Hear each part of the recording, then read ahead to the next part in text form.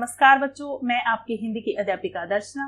और बच्चों, आज हम इस वीडियो के माध्यम से हिंदी गुंजन पुस्तिका कक्षा 8वीं के लिए जो है उसका तीसरा पाठ लाख की चूड़ियां, इस पाठ का मैं आपको अध्ययन करवाऊंगी, अर्थपूर्ण अध्ययन करवाऊंगी। सबसे पहले हम जान लेते हैं इस पाठ के लेखक कौन है। तो लेखक परिचय क्या है? सशक्त कथा शिल्पी के रूप में पहचान बनाने वाले कामता नाथ जी का जन्म 22 सितंबर 1934 को लखनऊ में हुआ था। सुबह होने तक एक और हिंदुस्तान, छुट्टियां, कल्पतरु की छाया, दाखला.com, संक्रमण आदि इनकी प्रमुख प्रकाशित कृतियां हैं। इन्हें पहल सम्मान मध्य प्रदेश साहित्य परिषद की ओर से मुक्तिबोध पुरस्कार, यशपाल पुरस्कार, साहित्य भूषण तथा महात्मा गांधी सम्मान प्राप्त हो चुका है। 7 सितंबर 2012 को लखनऊ में इनका निधन हो गया। ये तो हमने जाना कामता नाथ जी के बारे में, जो कि लाख की चूड़ियां पाठ है उसके लेखक हैं। अब आगे देखते हैं हम पाठ का सारांश। तो देखो बच्चों, कामता नाथ द्वारा लिखित लाख की चूड़ियां कहानी जो है वो एक बदलू मनियार की कहानी है। तो क्या होता है कि लेखक अपने बचपन में अपने मामा के यहाँ जाता था, तो वहां पर एक बदलू मनियार था जो कि लाख की चूड़ियां बनाता था। बहुत ही सुंदर सुंदर लाख की चूड़ियां बनाता था। सब बच्चे उसे बदलू दादा कहकर पुकारते थे। तो कहने को तो वैसे तो लेखक का वो मामा लगता था, पर बच्चों के साथ साथ लेखक भी उसको दादा कहकर ही पुकारते थे। फिर वो हर रोज अपने मामा के गांव में जब भी जाता तो बदलू मनियार के पास जाकर बैठ जाता और वो देखता था कि कैसे वो लाख की चूड़ियां बनाता है। तो बदलू उसे रंग बिरंगी लाख की गोलियां भी बनाकर दे देता था। बच्चों को खेलने के लिए गोलियां होती है ना, कंच की गोलियां, उसी प्रकार लाख की गोलियां बनाकर दे देता था। उपहार के लिए ये लो खेल लीजिए। और उस गांव में संपूर्ण स्त्रियां, सभी स्त्रियां लाख की चूड़ियां ही पहनती थी। किसी के हाथ में कंच की चूड़ियां नहीं थी। ठीक है।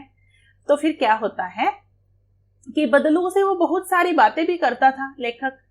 ठीक है। बदलू मनियार से उसको जब ऐसे कोई काम करते तो बच्चा पास में बैठा रहता तो हमारा भी मन बहला रहता है, तो वो बहलाने के लिए उससे बातें करता रहता था।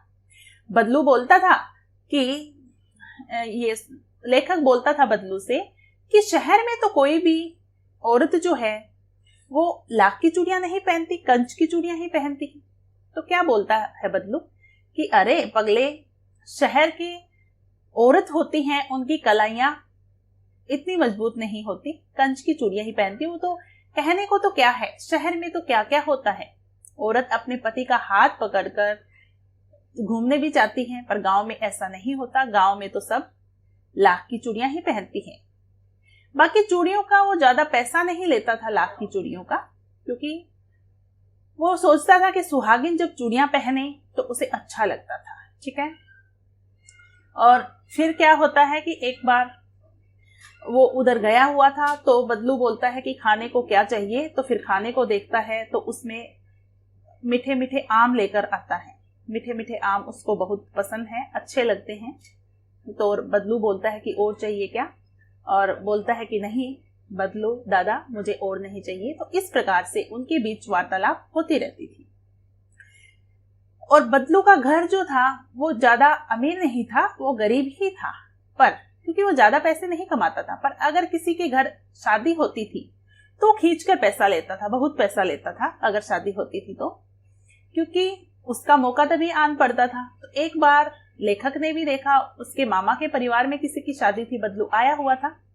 तो बदलू अड़ गया, क्योंकि अगर उसको कम पैसे दिए या कम सामान दिया तो वो अड़ जाता था कि नहीं मुझे तो इतना ही चाहिए। बदलू अड़ गया कि इतने पैसों में क्या होगा। तो उसको पगड़ी और धोती मिली। उसकी वाइफ, तो पत्नी जो थी, उसको अच्छे से पहनने के लिए पहनावा मिला, और बहुत सा अनाज भी मिलता था, और बहुत पैसे भी मिलते थे शादी के समय। तो वो खुश हो जाता था और काम करता रहता था। तो फिर लेखक कुछ दिन के लिए वहां पर गांव में नहीं आया। तो देखता है कि किस प्रकार लेखक बहुत दिन नहीं आया। तो उसके बाद वो जब आता है तो मामा के घर पर उसके मामा के घर पर उसके मामा की लड़की कंच की चूड़ियां पहनी हुई हैं और किसी कारणवश वो टूट गई और उसके हाथ में चुभ गई, वहां से खून टपकने लगा। तो उसको अचानक बदलू की याद आई कि क्या अब इस गांव में कंच की चूड़ियां पहनने लगे हैं। तो वो बदलू के पास जाता है और बदलू तब बूढ़ा हो चुका था, खाट पर लेटा हुआ है, कि उसने बोला कि बदलू दादा, पहचाना आपने मुझे? तो फिर देखता है कि नहीं पहचाना। कुछ देर तक विचार विमर्श करने के बाद उसको देखता है, फिर याद आता है, अरे आप इतने दिन बाद आए हो, बहुत समय लगा दिया, आइए, पहचाना। तो बीच बीच में उनसे बातें करता रहा और फिर उसको खांसी आने लगती है, खांसता ही रहता है। बदलू मन ही मन में सोचता है, इसे दमा हो गया क्या?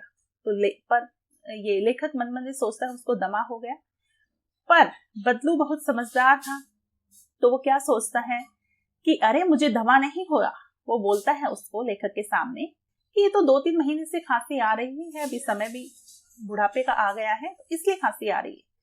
तो फिर वो लेखक सोचता है, अरे ये तो मन की बात भी पहचानने लगा है, कैसे पता चलता है? इस प्रकार से फिर बातें करते करते बदलू बोलता है अपनी बेटी को कि आइए, सिंदूरी आम ले आइए लेखक के लिए। तो फिर उसकी बेटी सिंदूरी आम लेकर आती है कि एक टोकरी भरकर, बहुत मीठे मीठे होते हैं सिंदूरी आम, टोकरी भरकर सिंदूरी आम लेकर आती है। तो लेखक की नजर उसकी कलाइयों पर पड़ती है, जो कि लाख की बहुत ही सुंदर चूड़ियां डाली हुई हैं। तो उसने बोला, अरे लाख की चूड़ियां बहुत सुंदर हैं। लेखक को ये बदलू को बोलता है लेखक। फिर बदलू बोलता है, ये तो जमींदार साहब की बेटी के विवाह के लिए एक जोड़ा बनाया था, पर उन्होंने अच्छी कीमत नहीं दी, तो उसने बेचा ही नहीं, वो जो बेटी पहने हुई है। लेखक ने महसूस किया कि किस प्रकार एक अच्छा कारीगर होते हुए भी इस कारीगर ने अपना आत्म सम्मान बनाए रखा है। ठीक है, और इस प्रकार वो 4-5 आम छांट कर मीठे मीठे उस लेखक को दे देती है और वो लेकर निकल पड़ता है। और जाते जाते सोचता रहता है कि एक आजकल वैज्ञानिक जमाना आ गया और नई नई टेक्नोलॉजी आ गई और लाख की चूड़ियों की भी महत्ता नहीं रही। जिस गांव में लाख की चूड़ियां ही बदलू पहनाता था, आज सभी के हाथों में वो देख रहा है कि कंच की चूड़ियां पहनी हुई हैं सभी ने। और उसका व्यक्तित्व कांच की चूड़ियों की तरह आसानी से टूटने वाला नहीं, क्योंकि वो लाख की चूड़ियां बनाता है। इस प्रकार से लेखक सोचता ही जाता है कि जमाना कहां से कहां तक पहुंच गया। तो बच्चों, ये एक बहुत ही अच्छी कहानी है बदलू मनियार की, जो कामता नाथ लेखक हैं, उन्होंने जीवंत उदाहरण देखा हुआ है अपने जीवन में। उसी के अकॉर्डिंग ये कहानी हमारे सामने प्रस्तुत की है कि किस प्रकार आज के युग में, टेक्नोलॉजी के युग में, जो पहले के जो काम थे वो कम होते जा रहे हैं। पहले का पहनावा भी हमने छोड़ दिया है और परिस्थितियों के हिसाब से हम चलने लगे हैं। तो ये कहानी आपको कैसी लगी जरूर बताइएगा और लाइक जरूर कीजिए, सब्सक्राइब भी कीजिए, नहीं किया है तो शेयर करना मत भूलें अपने दोस्तों के साथ। अगले वीडियो में मैं आपके लिए लेकर आऊंगी इस पाठ के प्रश्न उत्तर। ठीक है, तो जरूर इंतजार करना। वीडियो देखने के लिए आप सभी का बहुत बहुत धन्यवाद। नमस्कार।